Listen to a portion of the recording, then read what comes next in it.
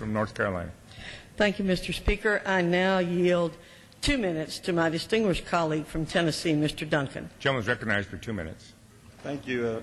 Thank you very much, Mr. Speaker, and I thank the gentlelady from North Carolina for yielding me this time, and I rise in opposition to this rule and to the underlying multi-billion-dollar waste that the rule brings to the floor. Later today, I'm sure the House will approve overwhelmingly this very wasteful $2.25 billion subsidy for the solar power industry and the solar bureaucracy. But we should be remembering that our national debt will soon pass $12 trillion in just a few days. Solar energy has received massive subsidies ever since the Carter administration with very little progress.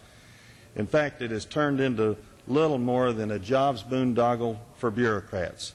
As the gentleman from California just showed us, a story from the Wall Street Journal in 1978 with a claim that solar energy by the year 2000 would make up 20% of our energy needs.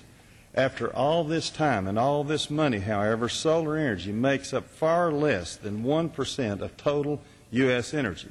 In fact, it is just 1% of the 7% that renewable energy provides this country. That's such a small figure I can't even figure out exactly what 1% of 7% is. It's hard to get that small.